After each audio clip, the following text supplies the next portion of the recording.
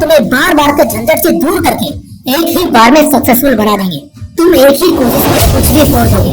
तुम लोग कुछ भी करोगे ना, सीए करोगे, आईएएस की तैयारी करोगे, इंजीनियरिंग या एमबीए करोगे, क्रिकेट खेलोगे, मैंने कहा अगर कुछ भी करोगे, हमेशा ये इकलौता ऐसा वीडियो है जो तुम्हारे लिए फरिश्ता साबित होगा। होता क्या है ना, करते हम सब हैं, लेकिन निकलता सबका नहीं है। कोशिश हर कोई करता है, बस दिक्कत यहाँ ये है कि साला हर कोई फोड़ नहीं पाता। तो मैं पूछता हूँ ऐसा क्यों नहीं फोड़ पाते हो तुम? मैं बहुत अच्छे तरीके आगे बताने वाला हूँ, जिससे कहता रहा हूँ तुम लोग सच में सोचोगे कि यार अगर ये वीडियो हमने मोटिवेशनल विंग्स पर नहीं देखा होता तो सच में कितना बुरा हाल होता हमारा। लेकिन उससे पहले ना जरा एक हकीकत को जीकर देखते हैं, क्योंकि असली मजा तभी तो आएगा। 10वीं तक तुम्हारे पिता ने तुम्हारे पीछे 2-3 लाख तो कम से कम खर्च किए होंगे सिर्फ तुम्हारी पढ़ाई में। मैं कह रहा हूँ सिर्फ और सिर्फ पढ़ाई में। कोचिंग, स्कूल फीस, बस फीस, जो तुम्हारी किताबें और जरूरत के सामान है, वो सारे स्कूल के फेस्ट के पैसे। मतलब वाकई में बहुत पैसा और सब खर्च किया किसी पिता ने अपने बेटे के लिए। और अगर उनका बेटा 10वीं में फेल हो जाता है और बहुत बुरे मार्क्स लाता है तो क्या होगा? ऑब्वियसली वो तो उसकी किस्मत और आगे की मेहनत तय करेगी। लेकिन अभी के लिए क्या होगा? अभी के लिए सब बर्बाद हो जाएगा। एक बाप के इतने पैसे, माँ की उम्मीद, सब खत्म एक झटके में। 11वीं 12वीं में लड़के कोटा जाकर, दिल्ली जाकर पढ़ाई करते हैं। तुम्हें पता है हजारों रुपए और इंजीनियरिंग में तो लाखों का खर्चा होता है सिर्फ एक साल में। ट्यूशन वाले मुंह मांगी कीमत मांगते हैं और उनको देना पड़ता है। लेकिन जिस लड़के का नहीं हुआ, जो नहीं निकाल पाया एग्जाम, उसके लिए तो ये सब बर्बाद ही है ना। अभी तक जो कुछ भी उसने मेहनत की होगी, पैसे लगे होंगे, सब तो पानी में ही मिल गए। ये एक हकीकत है मेरे भाई। और चाहो ना चाहो, हर बच्चा जो इस धरती पर आया है वो कभी ना कभी इस हकीकत से जरूर गुजरेगा। यूट्यूब के ऐड की तरह इसको स्किप नहीं कर सकता। और सबसे बड़ी बात, अगर कोई ये सोच रहा है ना कि जिसका बाप पैसे वाला होगा उसका लड़का शायद इस हकीकत से बच जाए, तो मेरे भाई ये भी पॉसिबल नहीं है। हो सकता है वो शायद पढ़ाई से बच जाए, उसके बाप को पैसे बर्बाद होने का गम ना हो, लेकिन इस हकीकत की दुनिया में वो भी जरूर कदम रखेगा, चाहे देर से ही सही, लेकिन आएगा जरूर। ऐसा इसलिए क्योंकि उसके घर भी आसमान से पैसे नहीं बरसते होंगे, बल्कि कोई कामयाब बिजनेस जरूर होगा। और जब वो बिजनेस उस लड़के के हाथ में आएगा और क्योंकि वो काबिल नहीं है तो वो जिंदगी भर के लिए रोएगा।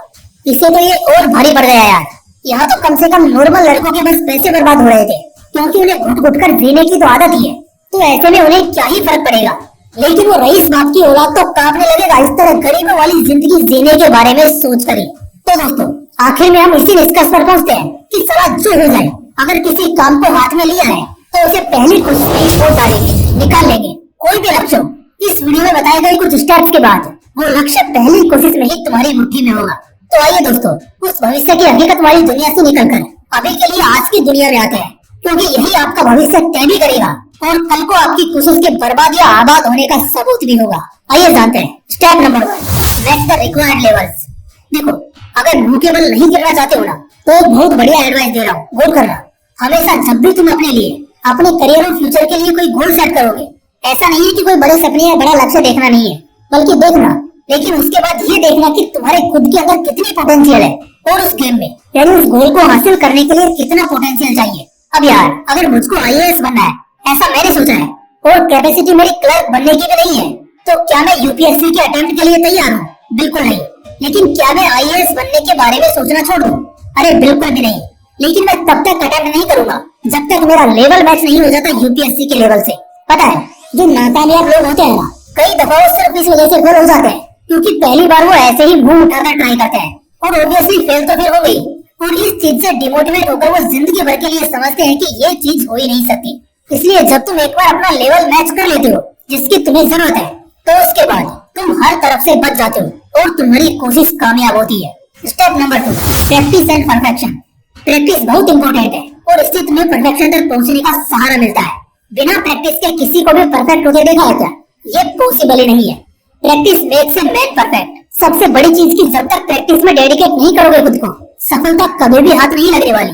और यहाँ खासकर जब हम बात कर रहे हैं कि कैसे सिर्फ एक ही कोशिश में फोड़ा जाए, तो इसमें परफेक्शन के बिना ये बोलना भी बड़ा गंदा लगेगा। परफेक्शन का मतलब भी शायद बहुत से लोगों को नहीं पता होगा। परफेक्शन का मतलब है कि तुम्हारे दिलो दिमाग में बस चुकी है वो चीज। शायद तुम इतने परफेक्ट हो जाओ कि जब आंख बंद करके भी निशाना लगाओ ना, तब भी सही जगह बैठे। मुझे पता है इस लेवल का परफेक्शन हर किसी के बस की बात नहीं है, लेकिन एटलीस्ट परफेक्ट तो हो ही जाओ, जहाँ तुम्हें हर चीज होने से पहले ही एहसास होने लगे। और ये सब होगा सिर्फ और सिर्फ लगातार प्रैक्टिस के बाद। इसलिए प्रैक्टिस और परफेक्शन को मत भूलना। Step number 3, seek from others experiences. कई बार कोशिशों में सब कुछ सही चल रहा होता है, लेकिन किस्मत आकर गेम कर देती है। बस इसी चीज के चलते तो बार बार आपसे क्या कहूँ, दूसरों के एक्सपीरियंसेस पढ़ो, खराब एक्सपीरियंसेस। कई लोगों में ना टैलेंट बहुत था, बैकअप सपोर्ट बहुत था, बट स्टिल कुछ नहीं कर पाए। आखिर क्यों? ढूंढने जाओगे तो सैकड़ों एग्जाम्पल मिलेंगे। तो मैं पूछना चाहता हूँ, उनका क्यों नहीं हुआ कुछ? उनका कुछ इसलिए नहीं हुआ क्योंकि उन्होंने शायद कुछ ऐसी गलतियां करी जो उन्हें नहीं करनी चाहिए थी, या कुछ ऐसे रेयर सिचुएशंस उनके सामने पैदा हुए जो नहीं होने चाहिए थे। तो जब भी ऐसा कुछ होगा ना, आपकी कोशिश खराब होगी ही होगी, लेकिन उस समय आपको लगेगा कि उस चीज के लिए अच्छी प्रैक्टिस या और अच्छा रिवीजन चाहिए। लेकिन इसके अलावा ऐसा भी हो सकता है कोई छोटी सी चीज रह गई हो जिस पर आपका ध्यान गया ही नहीं हो, और सिर्फ इस वजह से आप फेल हो जाओ। फॉर एग्जाम्पल, आपको कोई एंट्रेंस एग्जाम है, लेकिन उस एग्जाम से ठीक 2 रात पहले आप कहीं ठंडे पहाड़ों में घूमने गए और आपको हो गया तगड़ा जुकाम, ठंड लग गई आपको। अब जब आप एग्जाम देने जाते हैं तब एक तो आप लेट पहुंचते हैं, और दूसरा कि आप एग्जाम के बीच में ही भारी सिर दर्द और अजीब तरह की अनकंफर्टेबलनेस महसूस करते हैं। ऐसे में आप क्या कहेंगे? किस चीज का आपने ध्यान नहीं दिया?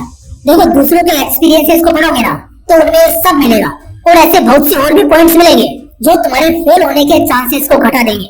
Step number 4, speed your progress. अब बारी है अपने प्रोग्रेस को स्पीड अप करने की। देखो, तुम्हारी जितनी तेजी होगी फायदा तुम्हें को होगा और उतना ज्यादा होगा। प्रोग्रेस तेज करने के लिए अभी जो तीनों स्टेप्स बताए वो तो चाहिए, और इसके साथ चाहिए तगड़ा जुनून और डेडिकेशन। अगर काम या उस पर्टिकुलर चीज में इंटरेस्ट है तो अपने आप मजा आएगा, और अगर नहीं है तो उसमें इंटरेस्ट लाओ, लेकिन अपने प्रोग्रेस की स्पीड को बढ़ाओ। कल तक जहाँ तुम 1-2 दिन में एक चैप्टर कंप्लीट करते थे, अब 1 दिन में 1 करने की कोशिश करो। कल जहाँ 10 मिनट में 1 किलोमीटर का स्प्रिंट करते थे, अब कोशिश करो 15 मिनट में 3 किलोमीटर का स्प्रिंट पूरा करने की। देखो बॉस, बहुत सीधी सी बात है, कोशिशों को सफलता तभी मिलेगी जब 1 महीने पहले तुम्हारी बाप लेवल की तैयारी हो चुकी होगी। जो ये टॉपर्स होते हैं ना, स्टेट टॉपर, नेशनल टॉपर, इनका यही एटीट्यूड होता है। जब तुम पढ़ना शुरू करते हो ना, तब तक ये आधा सिलेबस पढ़ चुके होते हैं, और साल के आखिर तक इनका कई बार रिवीजन हो चुका होता है। अब बताओ, उनकी औकात दूसरों से कितनी बड़ी है? और ऐसा इसलिए है क्योंकि उन्होंने दूसरों से पहले अपना प्रोग्रेस किया, सबसे तेज प्रोग्रेस किया। Step number 5, isolation. गायब हो जाओ। 3 महीने, 6 महीने, 1 साल, जितने समय बाद भी तुम अपने लक्ष्य को अंजाम देने वाले हो, तब तक के लिए गायब हो जाओ। अपनी मंजिल या अपनी कोशिश का डंका मत बजाओ। सिर्फ और सिर्फ खुद पर ध्यान देते हुए खुद को एक कमरे में बंद कर लो। यहाँ तुम्हारी अपनी दुनिया है और डिस्ट्रैक्शन कुछ भी नहीं है। सिर्फ और सिर्फ तुम हो, बाकी और कुछ भी नहीं।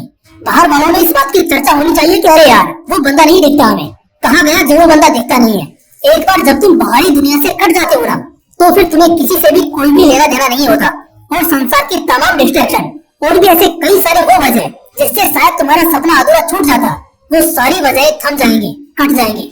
इसलिए खुद को आइसोलेट कर लो, और फिर देखना अगले 3 महीने, 6 महीने के बाद तुम जो भी कोशिश करोगे उसे बेशक फोड़ दोगे। Step number 6, revision and repetition. इन सब की बात कर रहे हैं, रिवीजन और रिपीटेशन। देखो, हमारा जो माइंड है ना, वो मंकी माइंड है।